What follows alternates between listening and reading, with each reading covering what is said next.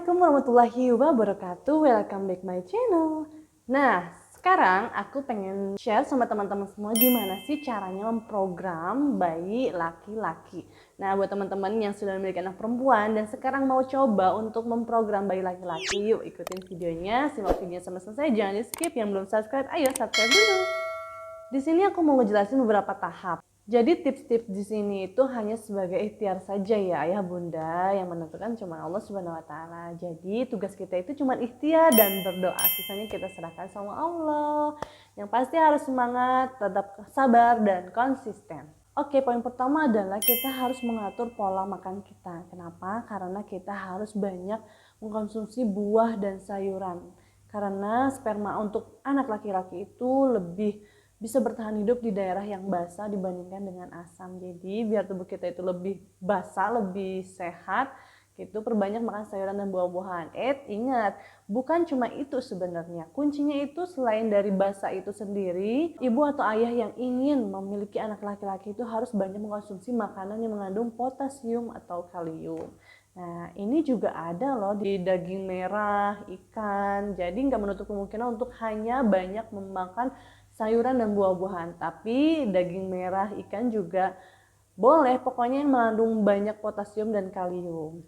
Banyak loh makanan yang bisa membuat kita basah atau yang mengandung tinggi potasium itu seperti jagung, ikan, kacang hijau, bayam, brokoli, alpukat, tahu, dan masih banyak lagi. Poin kedua, usahakan pada saat berhubungan intim istri itu orgasme dulu. Kenapa? Karena pada saat wanita orgasme itu kan menghasilkan cairan yang bersifat basah nih. Nah, ini membantu untuk melindungi si sperma calon bakal yang cowoknya itu untuk bertahan dan langsung terus menuju sel telur. Sperma itu kan mengandung X dan Y ya. Jadi kalau misalnya untuk yang X itu untuk yang perempuan, kalau yang Y itu kan untuk laki-laki. Nah, jadi kalau misalnya dalam tubuh kita itu atau dalam cairan vagina itu mengandung basa, jadi memudahkan untuk gerakan si sperma yang Y itu mencapai sel telur lebih cepat. Poin ketiga adalah gimana sih cara kita mengatur posisi berhubungan yang benar-benar jika ingin anak laki-laki. Jadi gini, aku menjelasin dulu ya. Namanya sperma itu kan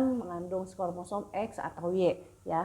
Untuk X anak perempuan, untuk Y itu anak laki-laki. Sedangkan untuk di sel telur itu sudah ada kromosom X. Misalnya si sel telur, ini sperma X yang membawa X ya. Jadi kalau misalnya X ketemu X ya jadi anak cewek, ya kan? Kalau misalnya ini X dan datanglah kromosom Y, jadi kan X dan Y, dah terbentuklah itu anak laki-laki. Jadi gimana caranya? Pertama, penetrasinya itu harus lebih dalam ya. Bolehlah posisinya bermacam-macam ya. Bunda dan ayah boleh melakukan doggy style atau bunda sambil duduk ya, posisinya sambil duduk, atau mungkin wanita di atas boleh. Pokoknya cari posisi yang bisa penetrasinya itu lebih dalam. Karena kromosom untuk laki-lakinya ya, yang Y itu bisa bertahan di daerah yang basah.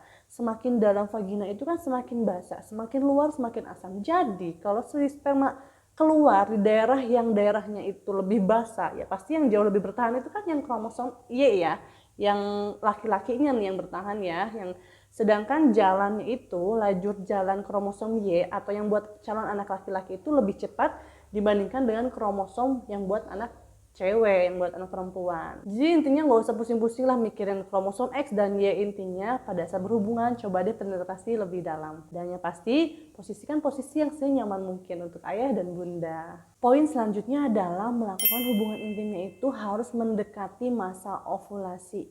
Ya minimal 12 jam deh.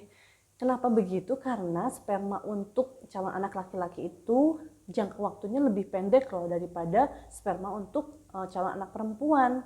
Makanya kita harus benar-benar tahu kapan kita ovulasi. Nah, baru kita melakukan hubungan intim. Nah, terus sel telurnya kan kalau misalnya pada masa ovulasi kan sudah utuh ya, sudah siap dibuahi ya kan. Nah, jadi kalau pengen tepat dan pengen berhasil, coba deh kita pelajari masa ovulasi kita. Biasanya kalau kita cek suhu basal juga bisa. Pada saat bangun tidur pagi-pagi misalnya ngerasa badan itu lebih hangat dari biasanya, mungkin itu masa ovulasi.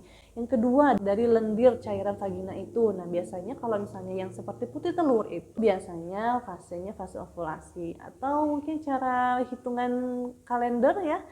Ya pokoknya pelajari lagi biar hasilnya mantap.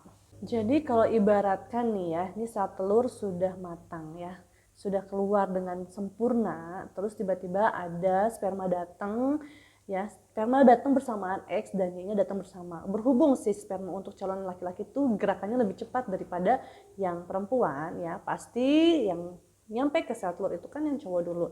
Tapi kalau misalnya si sel telurnya itu belum matang ya, belum siap untuk dibuahi. Ya, misalnya spermanya X dan Y datang, mereka datang ya, tiba-tiba menunggu nih, sperma menunggu. Kalau si perempuan sih ya, yang calon perempuan nih yang X-nya, kromosom X-nya itu kan bertahannya lebih lama ya, bisa 2-3 hari loh. Sedangkan untuk kromosom Y-nya yang cikal bakal calon anak laki-laki, ini bertahan itu cuma 12-24 jam aja. Bayangin, ini juga belum matang, mereka menunggu, tiba-tiba yang udah gugur duluan, ya sperma yang anak laki-laki, ya gagal deh. Makanya ya, berhubungan intimnya itu mendekati masa ovulasi, insya Allah berhasil. Terus poin selanjutnya adalah minta untuk para ayah, ya calon ayah, menggunakan boxer aja deh untuk pakaian dalamnya, ya gak usah pakai yang ketat-ketat, karena suhu yang lembab panas itu bisa merusak sperma. Entah itu dari jumlahnya, entah itu dari kromosom-kromosom Y-nya itu kan mudah mati kalau misalnya terkena suhu yang panas. Jadi intinya kromosom Y itu lebih lemah, lebih mudah rapuh, lebih mudah mati dibandingkan dengan kromosom X-nya. Jadi bunda ingetin ayahnya jangan pakai yang ketat-ketat ya, pakai yang longgar-longgar aja, pakai yang celana dalamnya itu bentuk boxer. Nah kalau misalnya teman-teman sudah melakukan itu ya, bolehlah jika hasilnya ingin akurat, efektif, boleh berkonsultasi dengan dokter kandungan kesayangan Anda ya. Di sana biasanya dokter ngejelasin cara-cara medisnya ya, kayak penyaringan sperma, kayak PGD, pre-implantation genetic diagnosis, atau kayak pakai regen albumin gitu deh pokoknya. Silahkan, itu adalah ruang lingkupnya dokter kandungan. Teman-teman boleh segera konsulkan ke dokter kandungannya ya. Nah, jadi di sini saya cuma menjelaskan sedikit tersirat cara-cara langkah yang mudah ya.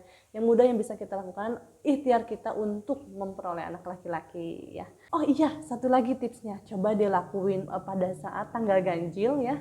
Ya 2 hari sekali nggak apa-apa sih, nggak terlalu sering juga itu, 2 hari sekali pada tanggal ganjil itu, dan dilakukan pada malam hari. Dicoba deh. Oke, hanya itu yang bisa aku sampaikan. Semoga bermanfaat dan semoga program kehamilan anak laki-laki teman-teman semua berhasil setelah nonton video ini. Jangan lupa bantu like, comment, subscribe, dan share ya. Tunggu video terbaru dari kita.